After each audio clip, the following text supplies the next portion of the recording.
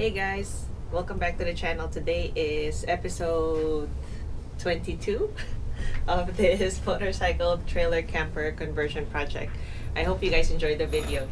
Here, Kyle is going to put on one of the, what do you call that? The fenders for the wheels.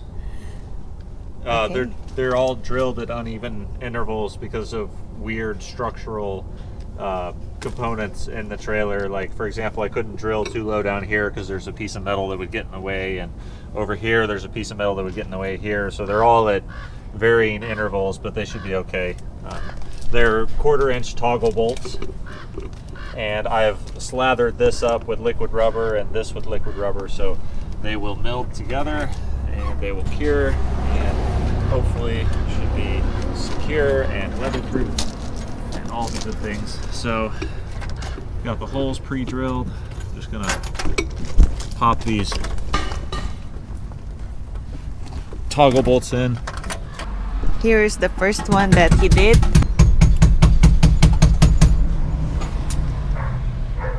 It looks really good. And even the cut is pretty good here.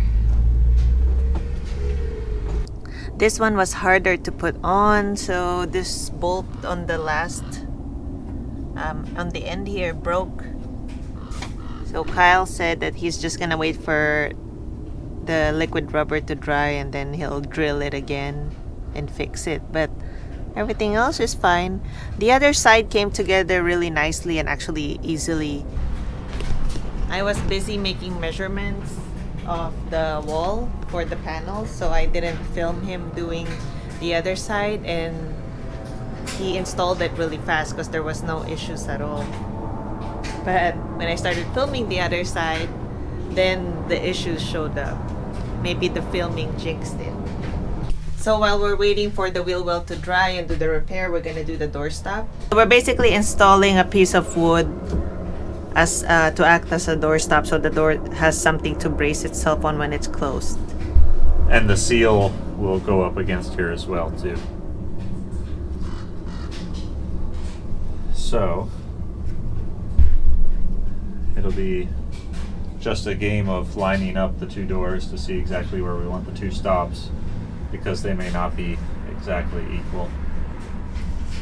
Since the door was not exactly straight, Kyle had to put a wedge here on the edge, on the inside of this part, and also on the outside of the other door, because theoretically when you put the doors together you're supposed to put it with this 4x4, but the door was really heavy and he did it by himself, so we just had to make some revisions, but it works. It's just a little off, so it looks kind of like a cookie door. When we have more time, I have a tactic to straighten all this out. It'll look much better. It will take some time though, but it is purely aesthetic. So we'll get this thing on the road, we'll get a few trips under our belt, and then when Pam has her surgery and I have tons of time during the bad weather of the winter, I can come out here and fiddle with it and make everything nice and square and look good, but or not square, but make it look good. Until then though, it will have zero impact the way I'm doing it. So Kyle is installing the backing boards. this is the seal that we're going to be using, a portion of it, just a sample. When it's expanded, it's a 1/2 inch across. When it's compressed, it's about 1/4. So I want to make sure that I leave enough room for the door to come to this line, which is where it needs to come to. If I put the board right up next to it, then you know the seal is still going to push it out 1/4 inch. So I need to push the board back 1/4 inch to account for the compressed width of the seal. Here is the backing board now.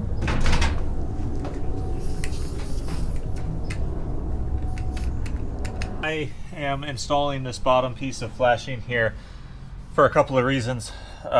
One, I wanted mostly I wanted the seal to have something secure to ride on, and this wood, or flush even and flat, this wood is, you know, imperfect and it's got cracks and holes and divots and rises. So I thought that maybe this metal would be a better adhesive surface for the seal to go on. I want to put the seal here instead of on the jam itself, because we're going to be riding bikes and walking over this, and we could damage the seal on accident. So I want the seal to be here. The only thing that remains to be seen is, do I put another piece of flashing here and then have the seal up against metal, or as I originally intended, paint all of this with liquid rubber to create a waterproofing so that the wood can't soak up anything. I may very well put liquid rubber on it first and then come through and put a metal piece on it second. The other question is, I'm not sure that I can use something as thin or as flimsy as actual flashing here on this, because we're going to be riding 550 pound plus the rider and gear weight motorcycles over this. I'm concerned what over time that would do, or immediately even what that would do to the thin metal. So I may choose to put something more rigid on there, like an actual angle of steel or aluminum on it, but we'll see. I think for now, what I'm going to do is get the seal put on here, clean this surface up real nicely, and then paint this with liquid rubber. Flashing on the bottom of the doors are done. Now Kyle is sizing up the backing board for the top of the door. Yeah, just looking to see what the best way to do this would be. So here's an exciting progression of the project. Kyle is now putting back the wheels on the trailer, and we want to see if we actually end up with enough clearance after the jacks are off the trailer. Okay, let's see, is the camera seeing this? Okay, it's straight. I mean, it's not straight, which is great. That means it's not that heavy. The axle still has a bend on it. yeah, look at this. Clearance. Minimal. Oh, wow. Minimal clearance. You think we'll have to adjust it? What do you think? This one's more because it's on the uphill side. I think that one's less because it's on the downhill side, and more weight is on that side. I wonder how much more it will go down though once we load it up with bikes. We will cross that bridge when we come to it. Yeah, I think so too. Because there's no point of doing it now if it works anyway, you know? I would have to, they're so secured that I would have to take everything back apart, and it's a day's worth of labor to fix that. So. Yeah. Here is the rest of the door update. So the bottom ones has the weatherproofing guard there now too, and the top now has the flashing and the weatherproofing as well, and the backing for the top is installed On both of them. on both. Yes. And then this door is pretty much done. I have to do the other one still. I don't know if you can see it or not. There's a kick bolt there, so you can, like that, and it opens up, and then when you want to close it, pull it in. And I need to put on the flashing here on this, and the flashing here on this, and then put the seal in between those two, Okay. and the flashing up here. Oh yeah, flashing's up top. It's better if, I mean, it can seal right against the wood, but it's better if it seals against metal. Yeah. Check Well- out the doors. We did this in darkness last night as it got very dark, so it's customized because these are custom made doors, and so nothing fit, so everything had to be custom done. It turns out, I guess I knew this a long time ago but had forgotten it, the door hardware is intended only up to a certain thickness of doors, because commercially made doors don't really get thicker than a certain amount. These were much thicker than that, so while the handle was able to eke by with a few modifications, this one I actually had to cut it and inset it, just because the internal hardware was not long enough to reach the other side. I tried all types of things to customize it on the inside, and I couldn't get anything to stick to it. Even steel epoxy, I couldn't get to stick my extensions on there. So I ended up just cutting it and insetting it. So here we go. The doors, like I said, are heavily customized. I'll have to go through and put trim on all this. I had to move the deadbolt around to try to get it to position, so I've stuffed this foam in here in the interim to hold it in place until I get a more permanent solution there. The doors, like I said, absolutely everything had to be custom on it. So you'll see all sorts of little nooks and crannies that have been cut out. I can go back through with liquid rubber and patch all that up. And in here I inlaid both of the ones. I used longer bolts or longer screws to get through there to reach the other side.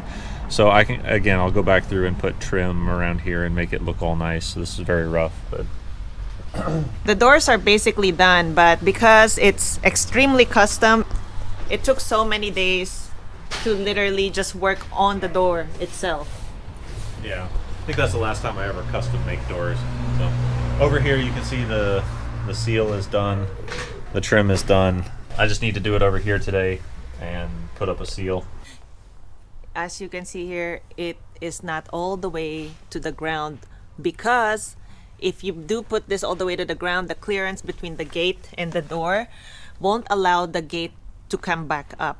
So later on in the future, maybe we will move the gate a little bit out so that we can make this flush with the door, but that's not really priority. Right now the door is functional as it is, and Kyle is just finishing up some trim pieces. This area here still needs a sealant. What do you call this? That's the elastomeric sealant. No, the one that you're gonna put here, weather stripping. So this area is okay. Just automotive seal. So this area here would still need some seal, just so basically more weatherproofing sealant, because you don't want this just wood and there's still gonna be a gap. More of this one, I think. But so far the bottom of the door stopper looks pretty much done, and the top would need some flashing, but it's basically functional at this point. And check out the bathroom, and it's looking great, guys. Look at that. This bathroom, quote unquote bathroom, is I'm gonna say this again, custom, because everything in this trailer is custom. So everything takes so much work, measuring the pieces out, having to cut pieces by, specific measurements. Nothing is easy. Nothing is black and white, basically. But once Kyle finishes the door, and I think that's it, we can actually test the trailer and see if it's okay to move on the freeway and stuff. Our plan is that we're gonna take this out tomorrow, hopefully, install the bike stands, bike mounts here, not really completely finish the trailer, but at least be able to use it and start using it to travel and stuff. Then, here and there we'll keep working on it and basically finish it and finalize everything. But in the meanwhile, at least we can use it. We're kind of in a time crunch because I'm gonna have surgery soon, and I kind of want to get some riding done. Because once I'm in that phase of recovery, it's once again like last year, took many months, can't get back on the bike right away. So that's why we're kind of in a hurry. I think by the time this episode comes out, I'm already in rehab. So you guys are probably like, huh? But yeah, I just wanted to let you guys know. I'm gonna apologize in advance because we have to run the generator for 5 hours straight, because this is a new generator and that's how you break it in. So I'm recording over this noise, but I just wanted to show you guys the front of the camper because it is ready for takeoff. Basically, it's not finalized, but it's good enough for now, so we can get going. Yeah, the whole point of this was just to make it roadworthy in a hurry, so it's not pretty at all. But the plan always was to put diamond plate over this area, just like this. So this all will be covered up at some point.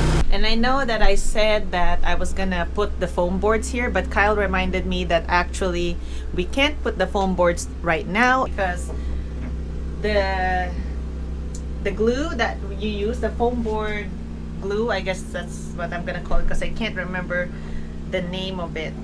Foam board paste, foam board glue. Anyways, it has a scent, and if we are to sleep in the trailer overnight, we don't want to be smelling that in the camper. So it takes about a week to get the smell of the glues that you use to attach these things. And since we want to hopefully use it tomorrow, we're not gonna put the foam boards in. So I think this is a perfect time to close out this episode, and we will see you guys on episode 23, and also we'll see you guys on the next video of the other motorcycle videos I produce. That's gonna be on Sundays. This is gonna be every Wednesday. And if you guys have any questions, as always, feel free to leave them in the comments section below. I hope you guys liked this video, and if you did, don't forget to like, and if you haven't subscribed, please subscribe. Thank you so much for watching, guys, and as always, ride safe. Bye.